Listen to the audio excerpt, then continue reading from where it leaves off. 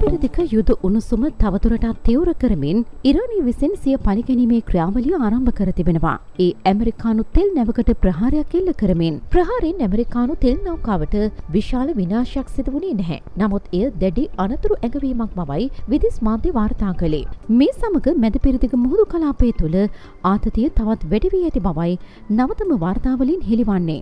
ඇමරිකානු හමුදාව විසින් ඉරාන යුද නෞකාවට එල්ල කළ ප්‍රහාරයෙන් පසු ඒ සඳහා පලිගැනීමක් ලෙස ඉරානය විසින් ඇමරිකානු තෙල් නෞකාවකට මෙලෙස ප්‍රහාරයක් එල්ල කර තිබෙනවා. ඉස්ලාමීය විප්ලවවාදී ආරක්ෂක බලකාය විසින් පර්සියානු ගල්ෆ් මුහුදු තීරයේදී මෙම නෞකාවට පහර දුන් බවයි රොයිටර් පුවත් සේවය වාර්තා කළේ. මෙම ප්‍රහාරයෙන් ඇමරිකානු නෞකාව ගිනිගෙන තිබෙනවා. හෝමුස් සමුද්‍ර සන්ධිය හරහා නැව් ගමන් කිරීම තම පාලනය යටතේ පවතින බව ඉස්ලාමීය විප්ලවවාදී ආරක්ෂක බලකායේ නිවේදනය කිරීමෙන් පසු මෙම ප්‍රහාරය සිදු වුණා. ඉරානය විසින් ඇමරිකානු නෞකාවට මෙලෙස පහර දුන්නේ ඉරානයට අයත් නෞකාවකට ඇමරිකාව විසින් ප්‍රහාරයක් එල්ල කර එය මුහුදුබත් කිරීමෙන් පැය 24කටත් අඩු කාලයකදී මෙලෙස ප්‍රහාරයක් එල්ල වුණේ ඉරාන නාවික හමුදාවේ 86 වන බල ඇණියට අයත් අයිරිස් ඩේනා නම් නෞකාවටයි. 2022-2023 වසරේදී ඉරාන නාවික හමුදාවේ ශක්තිය පෙන්눔 කිරීමට එය ලෝපුරා කිලෝමීටර 65,000ක නාවික මෙහෙයුමක නිරත වූ බොහෝ කතාබහට ලක් වූ නෞකාවක්. අයිරිස් ඩේනා නෞකාව සම්පූර්ණයෙන්ම ඉරානයේ නිෂ්පාදිත නෞකාවක්. ඉරානයේ බණ්ඩාර් අබ්බාස්සේ පිහිටි ෂාහිද් ඩර්විෂ් නැව් අංගනයේදී ඒ ඉදි කර තිබුණා.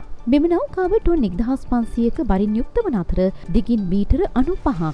මෙම නෞකාවේ නෞකා ප්‍රතිවිරෝධී මිසයිල මිලිමීටර 76 වර්ගයේ නාවික තුවක්කුවක් මිලිමීටර 30 වර්ගයේ අවිපතතියක් ටර්පිඩෝ හා මතුපිට සිට ගුවනට ප්‍රහාර එල්ල කළ හැකි මිසයිල වලින් සමන්විත වුණා. ඇමරිකානු ප්‍රහාරය එල්ලවන අවස්ථාවේදී නෞකාවේ පුද්ගලින් 130 දෙනෙකු පමණ සිට ඇති බවයි වාර්තා වුණේ. ඉන් 32 දෙනෙකු ශ්‍රී ලංකා නාවික හමුදාව විසින් බේරාගත්තා.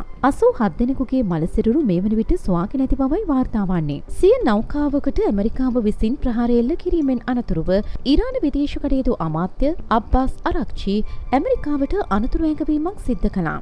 ඒ විශේෂ එක් සටහනක් තබමින් එම එක් සටහනේ මෙලෙස දැක්වුණා. ඉරානයේ සිට සැතපුම් 2000ක් ඈත ජාත්‍යන්තර මුහුදේදී ඇමරිකාව විසින් මහා අපරාධයක් සිදු කර තිබෙනවා.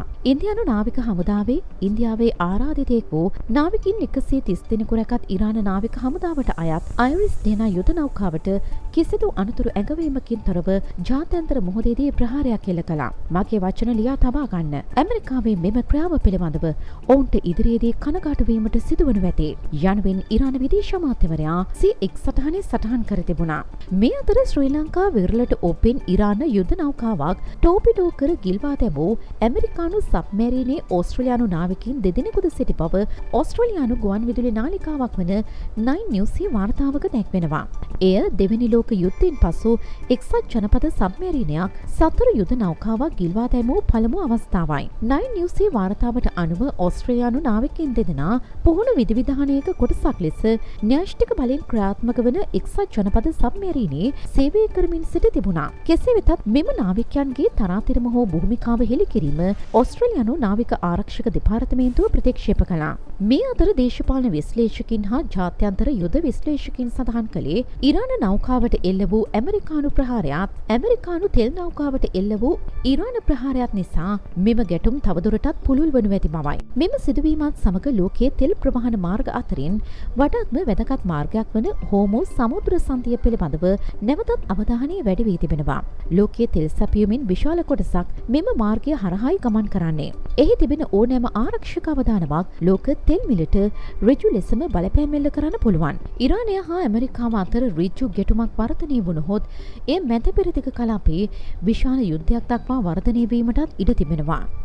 එය ලෝකයේ ආර්ථිකය හා දේශපාලනය උඩු යටකුරු කරන සිදුවීමක් බවට පත්විය හැකියි. මේ අතර ඇමරිකානු ඊශ්‍රායල් ප්‍රහාර ඉරානයට අඛණ්ඩව සිදුවන බැවින් බ්‍රිතාන්‍ය ආරක්ෂක මෙහෙයුම් ශක්තිමත් කිරීම සඳහා බ්‍රිතාන්‍ය කටාර් වෙත ප්‍රහාරක ජෙට් යානා 4ක් යොමු කිරීමට තීරණය කර තිබෙනවා. මේ බව නිවේදනය කළේ බ්‍රිතාන්‍ය අග්‍රාමාත්‍ය කියර් ස්ටාර්මර් විසින්. පුරවැසියන් ගෙනීම සඳහා පළමු බ්‍රිතාන්‍ය ගුවන් ගමන ආරම්භ වී තිබෙනවා. 4000ක් දැනටමත් ආපසු බ්‍රිතාන්‍යයට පැමිණ ඇති බවයි වාර්තා වන්නේ. එය මැදපෙරදිග සිටින බ්‍රිතාන්‍ය ජාතිකයන්ගෙන් ඉතා සුළු කොටසක්. 1,40,000ක් පමණ වූ බ්‍රිතාන්‍ය වැසියන් මැදපෙරදිග සිටින බවයි වාර්තා වන්නේ.